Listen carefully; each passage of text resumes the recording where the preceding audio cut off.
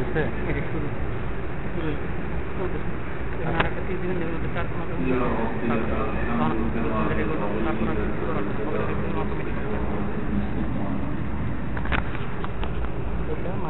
اللهم صل وسلم على محمد وعلى آله وأصحابه الكرام. أما بعد. সমস্ত প্রশংসা আল্লাহ তাআলার জন্য। আল্লাহ তাআলা আমাদেরকে পবিত্র জুমার নামাজ আদায় করার লক্ষ্যে মসজিদে আসার তৌফিক দান করেছেন, আলহামদুলিল্লাহ।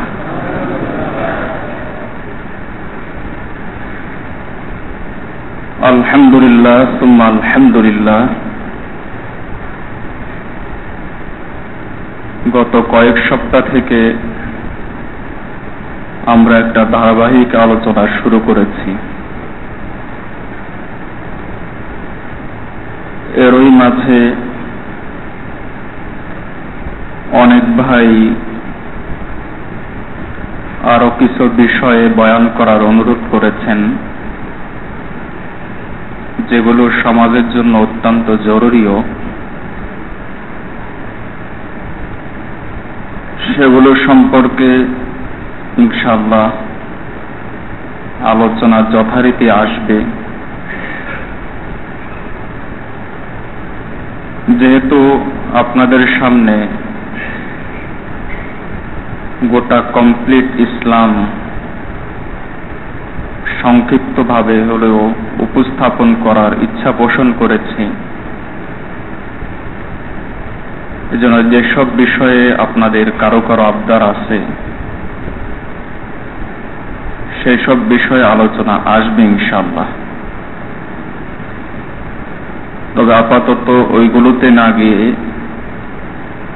আলোচনার ধারাবাহিকতা রক্ষা করার জন্যে আমরা যে বিষয়ে আলোচনা শুরু করছি সেই বিষয়ে আলোচনা চালিয়ে যাব। আল্লাহ তাআলা আমাদেরকে তৌফিক দান করুন। গত সপ্তাহে বলেছিলাম, পৃথিবীর মধ্যে যত ধর্মাবলম্বী আছে, ইহুদি হোক, খ্রিস্টান হোক, হিন্দু হোক, সকল ধর্মের লোকেই একথা বিশ্বাস করে যে স্রষ্টা আছেন। এমনকি রাসূলুল্লাহ সাল্লাল্লাহু আলাইহি ওয়াসাল্লাম যে পরিবেশে এই দুনিয়াতে এসেছেন এবং সর্বপ্রথম যেসব বেঈমান মুশরিকের মুখোমুখি হয়েছেন তারা হলো মক্কার মুশরিক, মক্কার কাফির। তাদেরও এই বিশ্বাস ছিল আসমানের সৃষ্টিকর্তা আল্লাহ, জমিনের সৃষ্টিকর্তা আল্লাহ। এমনকি তারা বাইতুল্লাহর তওয়াফও করত, কাবা শরীফের তওয়াফও করত। যখন সমুদ্রের মাঝে প্রচন্ড ঝড়ের মোকাবেলায় তারা পড়ে যেত, তখন তারা আল্লাহকে ডাকত, আল্লাহ আল্লাহ বলে ডাক দিত। এতদূর সত্ত্বেও অপর অপর ধর্মের লোকগণ কিংবা মক্কার কাফেরগণ মুসলিম নয়, বরং তাদেরকে আমরা মুশরিক এবং কাফির হিসাবে জানি। এ থেকে বোঝা যায় আল্লাহ সম্পর্কে ইসলাম যে ধারণা পেশ করেছে সেই ধারণা আর অন্যান্য ধর্ম যে ধারণা পেশ করেছে সেই ধারণা এক নয়। এবং এ থেকে এটাও বোঝা যায় আল্লাহ একজন আছেন, শুধু এই কথা বিশ্বাসের নাম একত্ববাদ নয়। এ থেকে এ কথাও বোঝা যায় আল্লাহ একজন আছেন, শুধু এই কথা বিশ্বাস করলেই লা ইলাহা ইল্লাল্লাহর উপর ঈমান আনা হয় না, বরং এর পাশাপাশি আরো কিছু জিনিস আছে, কিছু বিষয় আছে। মুসলিম হতে হলে, একত্ববাদে বিশ্বাসী হতে হলে, দুনিয়া এবং আখিরাতের নাজাত পেতে হলে এই বিশ্বাসের পাশাপাশি সেই বিশ্বাসগুলো রাখতে হয়।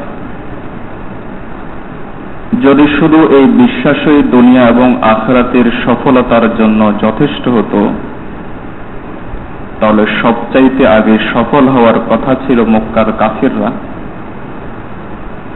তাহলে বোঝা গেল যে একজন আল্লাহ আছেন, একজন আল্লাহ আছেন, আল্লাহর উপর ঈমান আনার জন্য এটা যথেষ্ট নয়,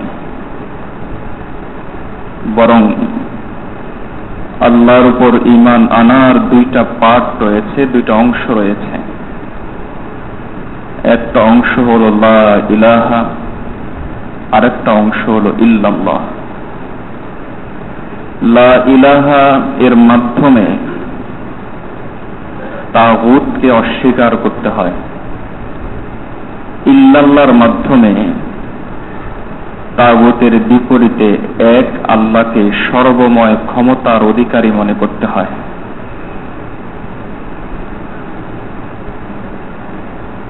অপর ধর্ম যারা পালন করে তারা ইল্লাল্লাহ এটা স্বীকার করে, লা ইলাহা ইল্লাল্লাহ লা ইলাহা তারা স্বীকার করে না। এজন্য তারা আল্লাহ একজন আছেন এই কথা মানার পরেও মুসলিম নয়, এটা মানার পরেও তারা একত্ববাদে বিশ্বাসী নয়। দোষটা কোথায়?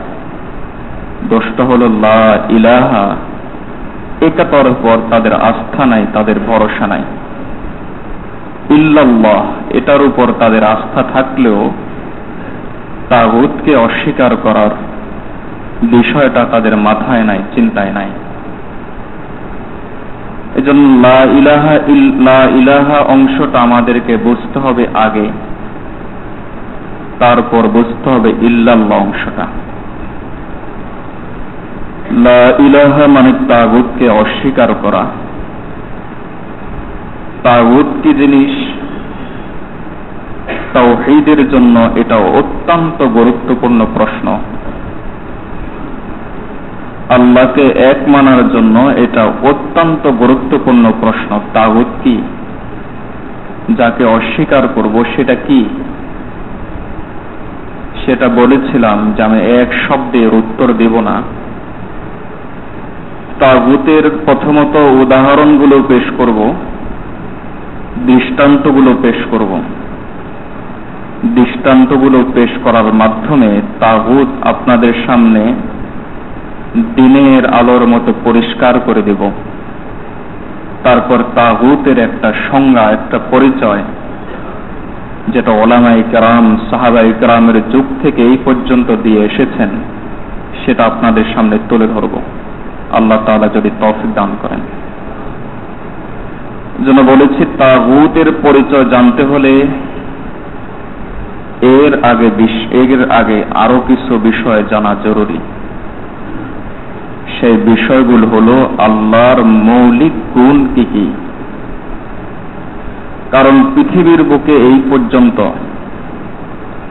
যত মানুষ বিভ্রান্ত হয়েছে, আল্লাহর অস্তিত্বকে অস্বীকার করে বিভ্রান্ত হওয়ার সংখ্যা খুব কম, ঘটনা খুব কম। কিন্তু তাওহীদের ব্যাপারে বিভ্রান্ত হওয়ার ঘটনা বহু। বহু জাতি, বহু গোষ্ঠী, বহু ধর্মাবলম্বী আল্লাহর অস্তিত্ব নিয়ে বিভ্রান্ত হয় নাই, বরং তাওহীদের ব্যাপারে বিভ্রান্ত হয়েছে, আল্লাহর একত্ববাদের ব্যাপারে বিভ্রান্ত হয়েছে। আল্লাহর গুণ, মৌলিক গুণগুলো যদি জানা থাকে, তাহলে আল্লাহর একত্ববাদের ব্যাপারে মানুষ বিভ্রান্ত হয় না। আল্লাহর মৌলিক গুণগুলোর মধ্য থেকে প্রথম এবং প্রধান গুণ আল্লাহ হলেন রব। রব শব্দের আমরা বাংলা অর্থ করি পালনকর্তা, কিন্তু এটা পরিপূর্ণ অর্থ নয়, অসম্পূর্ণ অর্থ। মূলত তিনটা জিনিসের সমন্বিত নাম হলো রব। যার মাঝে তিনটা গুণ থাকে তিনি রব। নম্বর 1, যিনি সৃষ্টিকর্তা। নম্বর 2, যিনি রিজিকদাতা। নম্বর 3, যিনি রক্ষাকর্তা। স্রষ্টা, রিজিকদাতা, রক্ষাকর্তা, নাম রব। স্রষ্টা, রিজিকদাতা, রক্ষাকর্তা, নাম রব। এটা হলো আল্লাহর মৌলিক গুণ। সুতরাং যে ব্যক্তি আল্লাহকে স্রষ্টা হিসাবে মানবে না, যেই কারণে মানল না, সেটা হলো তাগুত, সৃষ্টির ক্ষেত্রে তাগুত। কোন ব্যক্তি আল্লাহকে রিজিক দাতা হিসাবে মানল না, যেই কারণে মানল না, সেটা হলো রিজিক দাতার ক্ষেত্রে, রিজিকের ব্যাপারে সেটা তাগুত। কোন ব্যক্তি আল্লাহকে রক্ষাকর্তা মানল না, বলেছি তাগুতের উদাহরণ এত ব্যাপকভাবে আপনাদের সামনে পেশ করব যে পরিষ্কার হয়ে যাবে। তবে একটা সংজ্ঞা দেব, সে সংজ্ঞা থেকেই সহজেই বুঝবেন। সুতরাং যে ব্যক্তি আল্লাহকে রক্ষাকর্তার মানল না, বরং রক্ষাকর্তার ব্যাপারে সে অন্য কাউকে স্বীকার করে নিল, তাহলে সে হলো তাগুত। অথবা যে ব্যক্তি আল্লাহকেও স্রষ্টা মানল, পাশাপাশি আরেকটা বিষয়, আরেকটা বস্তুকে স্রষ্টা মানল, তাহলে সেটা হলো সৃষ্টির তাগুত। যে ব্যক্তি আল্লাহকে রিজিক দাতা মানল, পাশাপাশি আরেকটা জিনিসকেও রিজিক দাতা মানল, এ হলো রিজিকের ব্যাপারে তাগুত। যে ব্যক্তি আল্লাহকে রক্ষাকর্তা মানল, পাশাপাশি আরেকটা বিষয়কেও রক্ষাকর্তা মানল, এ হলো রক্ষাকর্তার ব্যাপারে তাগুত।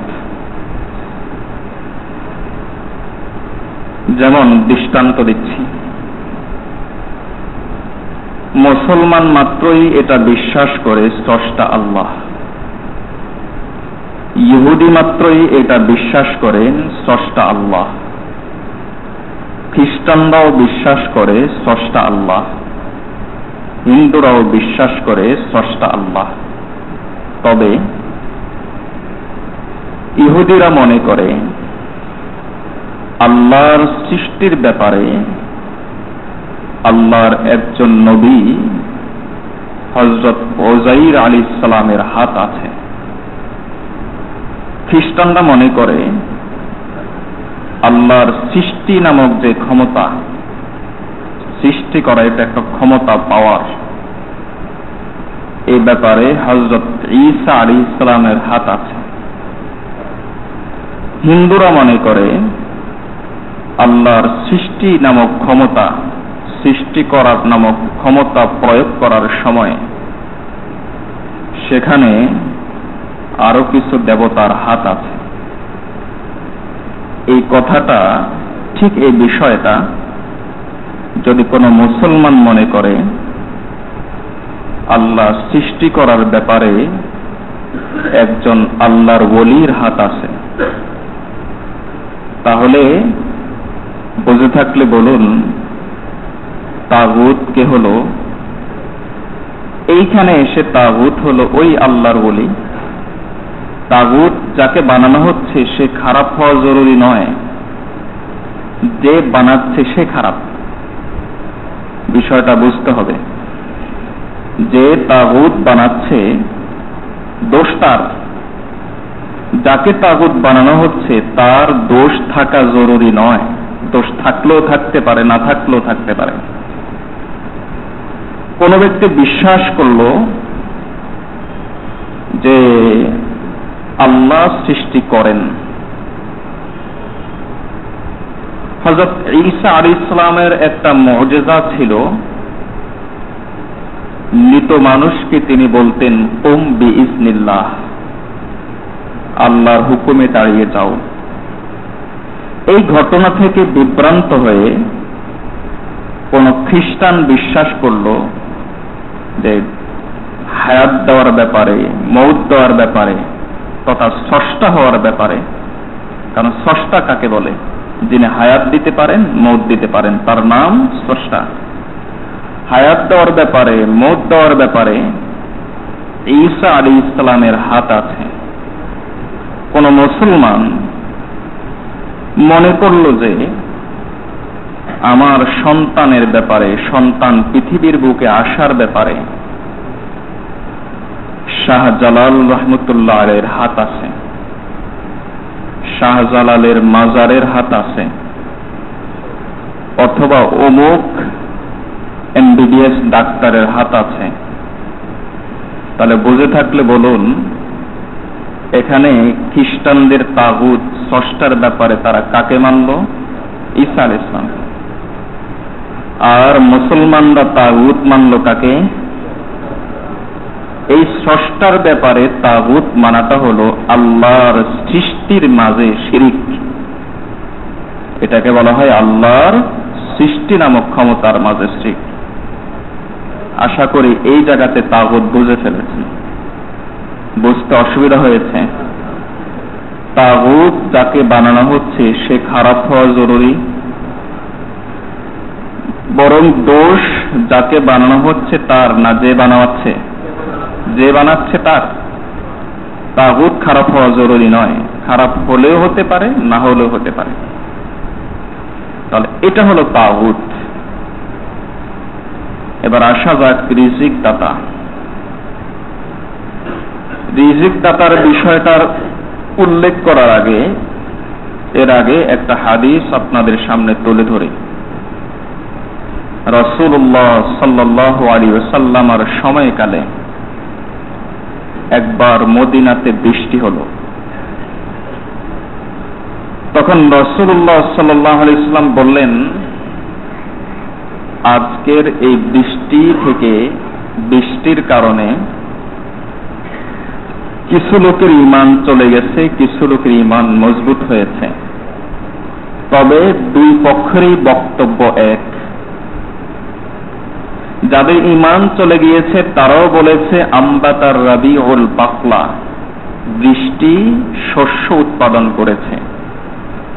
যাদের ঈমান মজবুত হয়েছে তারাও বলেছে বৃষ্টি শস্য উৎপাদন করেছে, আনবাতার রাবিউল বাকলা। বক্তব্য এক।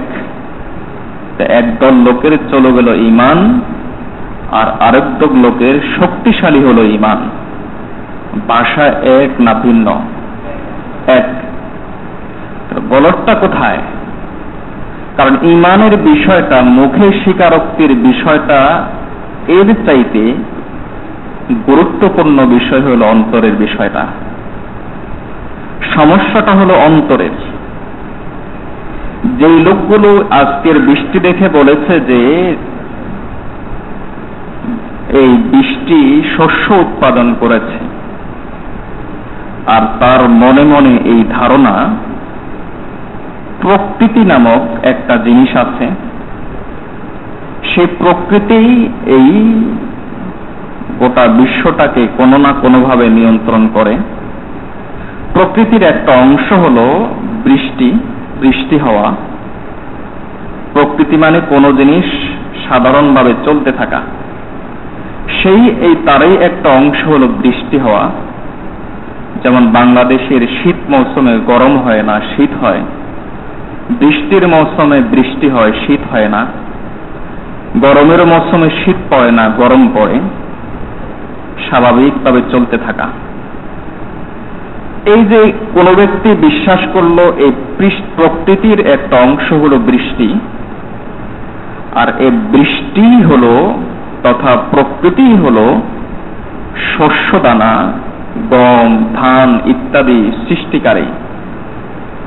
এখানে এর পিছনে, প্রকৃতিকে স্বাভাবিকভাবে চালানোর পিছনে বৃষ্টিকে পরিচালনা করার পিছনে আর কারো হাত নাই, এ কথাটা বিশ্বাস করে সে বলল আম্বাতার রাবিউল বাকলা, বৃষ্টি শস্যদানা উৎপাদন করেছে। বুঝে থাকলে বলুন, আপনাদের সাধারণ ফতোয়ায় কি বলে? এই লোকের ঈমান গেল না আছে? ঈমান চলে গেছে। রাসূলুল্লাহ সাল্লাল্লাহু আলাইহি ওয়াসাল্লাম আপনাদের ফতোয়াটাই দিয়েছেন। রাসূলুল্লাহ সাল্লাল্লাহু আলাইহি ওয়াসাল্লাম বলেন যে এই বিশ্বাসের কারণে অনেক লোকের ঈমান চলে গেছে। পক্ষান্তরে কিছু লোক এই কথা বিশ্বাস করেছেন, বৃষ্টি হলো একটা সহায়ক শক্তি। আল্লাহ দুই জাহানের বাদশাহ, দুনিয়ারও বাদশাহ, আখিরাতেরও বাদশাহ। প্রত্যেক রাজার, প্রত্যেক বাদশার কিছু নিয়ম কানুন থাকে, আইন কানুন থাকে। আল্লাহ হলেন রাজাদের রাজা, মহা রাজা, রাজাধিরাজ। সুতরাং তিনি তার বিশ্বটাকে কিভাবে চালাবেন এটার জন্য তিনি একটা নিয়ম বানিয়ে নিয়েছেন। আর দুনিয়ার জগৎটাকে কিভাবে চালাবেন এটার জন্য তিনি নিয়ম বানিয়েছেন একরকম, আখিরাতের জগৎটাকে তিনি কিভাবে চালাবেন সেটার জন্য নিয়ম বানিয়েছে আরেক রকম। নিয়মগুলো বানিয়েছেন যিনি দুনিয়া সৃষ্টি করেছেন তিনি, যিনি আখিরাত সৃষ্টি করেছেন তিনি, যিনি দুনিয়ার বাদশা তিনি, যিনি আখিরাতের বাদশা তিনি। আমার আর আপনার বলার কিছু আছে? আমার আর আপনার আপত্তি করার কিছু আছে? নিয়ম তিনি বানিয়েছেন। দুনিয়ার ব্যাপারে তিনি নিয়ম বানিয়েছেন যে দুনিয়ার বাদশাহী একটা পাতাও তার হুকুমে নড়বে না, কোনো কিছুই তার হুকুম ছাড়া নড়বে না, একটা পাতাও তার হুকুম ছাড়া নড়বে না। আমি যেটা আঙ্গুলটা হেলাচ্ছি এই আঙ্গুলটাও তার হুকুম ছাড়া নড়তে পারে না। এটা হলো আল্লাহর বাদশাহী, এটা হলো আল্লাহর বরত্ব, আল্লাহর পাওয়ার। যেই ফেরাউন 400 বছর পর্যন্ত জীবনে তার সর্দি হয় নাই, জ্বর হয় নাই, মহা প্রচন্ড প্রতাপের সাথে ক্ষমতা নিয়ে, যার রক্তচক্ষুর সামনে কথা বলার মতো সাহস কোন মায়ের বেটার ছিল না, সেই ফেরাউনকে আল্লাহ ডুবিয়ে মারলেন। হুকুম কার? আল্লাহর। সর্বময় ক্ষমতার অধিকারী আল্লাহ।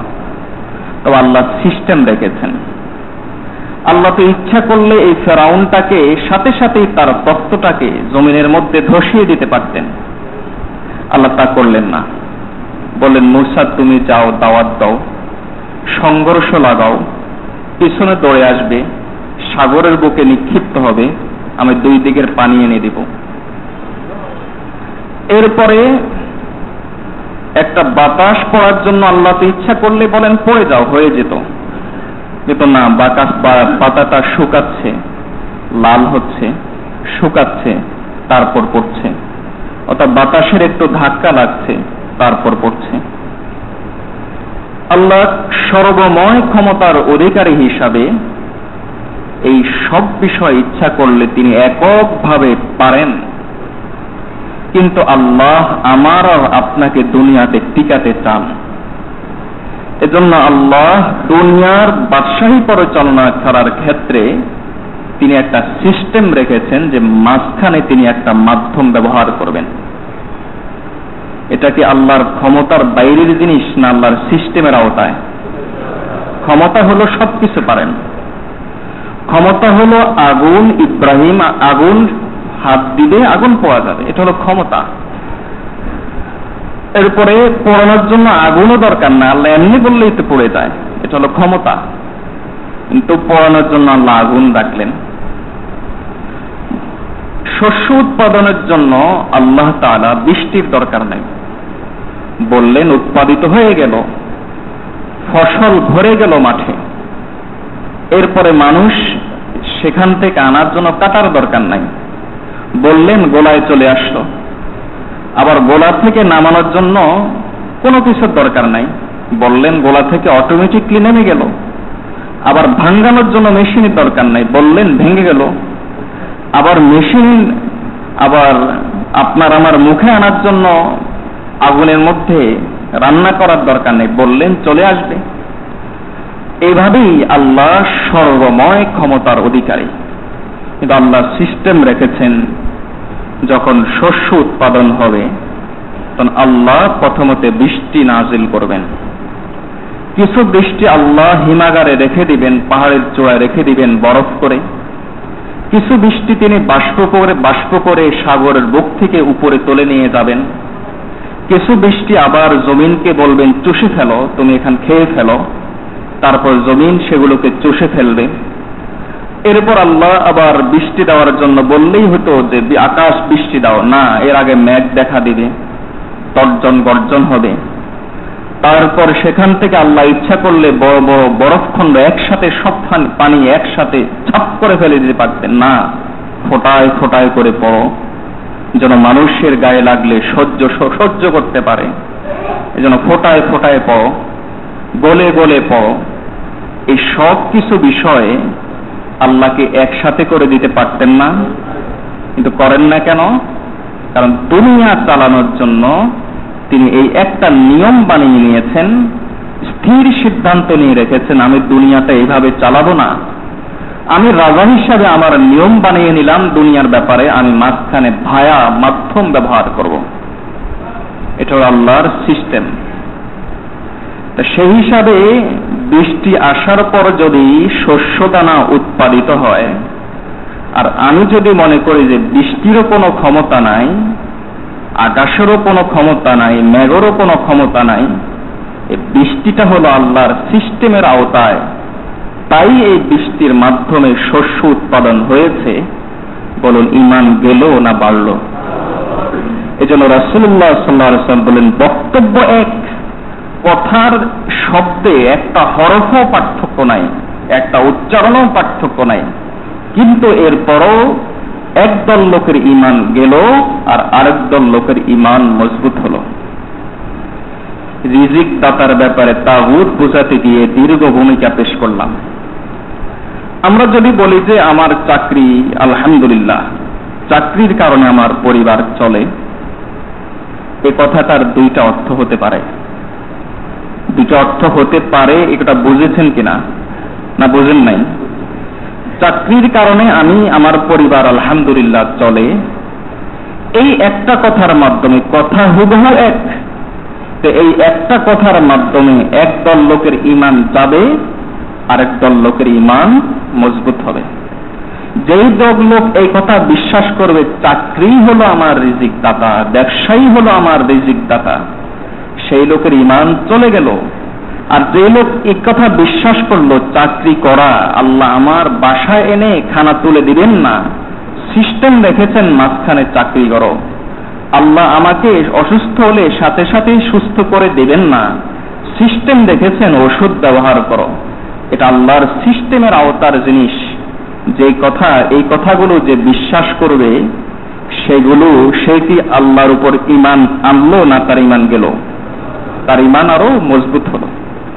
রাসূলুল্লাহ সাল্লাল্লাহু আলাইহি ওয়াসাল্লাম অসুস্থ হলে চিকিৎসা করতেন, নিজের প্রয়োজনে বাজারে যেতেন, বাজার থেকে জিনিসপত্র কিনে আনতেন, পরিবারের প্রয়োজন পূরণ করার জন্য বকরি চড়াতেন, ব্যবসা করতেন। আল্লাহ রাসূল সাল্লাল্লাহু আলাইহি ওয়াসাল্লাম রাসূল হয়ে এই কাজগুলো করা ছাড়া কি তার রিজিক আসতো না? তাহলে আল্লাহ রাসূল কেন করলেন? কারণ আল্লাহর সিস্টেমকে মেনে নেওয়া হলো ঈমানদারের কাজ, আর আল্লাহর সিস্টেমকে লঙ্ঘন করা এটা ঈমানদারের কাজ নয়। এজন্য রাসূলুল্লাহ সাল্লাল্লাহু আলাইহি ওয়াসাল্লাম সুন্নাত রেখেছেন যে এই কাজগুলো তোমরা ধরো, চালাবেন আল্লাহ। কোনো কিছু থেকে কোনো কিছু হয় না, সমস্ত কিছুর মালিক আল্লাহ, সমস্ত কিছু চালান আল্লাহ। তবে চালানোর ক্ষেত্রে আল্লাহ দুনিয়ার ব্যাপারে একরকম সিস্টেম রেখেছেন, আখিরাতের ব্যাপারে একরকম সিস্টেম রেখেছেন। সেই হিসাবে আমার রিজিক দাতা আমার চাকরি নয়, আমার রিজিক দাতা কোনো কিছু নয়। অথবা শাহজালালের কাছে গিয়ে বললাম রিজিক বাড়াইয়া দেন, শাহজালাল কি পারবে? শাহজালালের মতো লক্ষ শাহজালাল আসলে পারবে? কোটি শাহজালাল আসলে পারবে? পারবে না। মাইজ ভান্ডারির কাছে গেলাম, দেন। 6 নম্বর একটা বন্ধ আছে, তার কাছে গেলাম, আট্টসির কাছে গেলে ধনী হয়, এদের কাছে গিয়ে গেলাম কেন? ধনী হওয়ার জন্য। আট্টসির 14 গোষ্ঠী নয়, যদি 1 কোটি গোষ্ঠীও আসে, কি আপনার রিজিক বাড়াইতে পারবে? এই রাসূলুল্লাহ সাল্লাল্লাহু আলাইহি ওয়াসাল্লাম এটাই আমাদেরকে শিখিয়েছেন যে রিজিক মাঝখানে আল্লাহ একটা মাধ্যম ব্যবহার করবেন। আট্টসি রিজিক দিতে পারবে না। রিজিক যদি আনতে চাও, ব্যবসা করো, চাকরি করো, পরিশ্রম করো, শ্রম করো, যেটা পারো তুমি সেটা করো, রিজিক তোমার ঘরে আসবে, আল্লাহ দিবেন। সিস্টেম হিসাবে তোমার এই কাজটা করতে হবে, এটা আল্লাহর সিস্টেমের আওতায়, আল্লাহর ক্ষমতার বাইরে নয়। আল্লাহর ক্ষমতা হলো তোমার ঘরে রিজিক পৌঁছিয়ে দেওয়া, আল্লাহর ক্ষমতা হলো তোমার মুখে খাবার তুলে দেওয়া, আল্লাহর ক্ষমতা হলেন তুমি ইচ্ছা করলেই খাবার ছাড়াই তুমি জীবন যাপন করতে পারবে। এটা আল্লাহর ক্ষমতার বাইরে নয়, আল্লাহর সিস্টেমের আওতায়।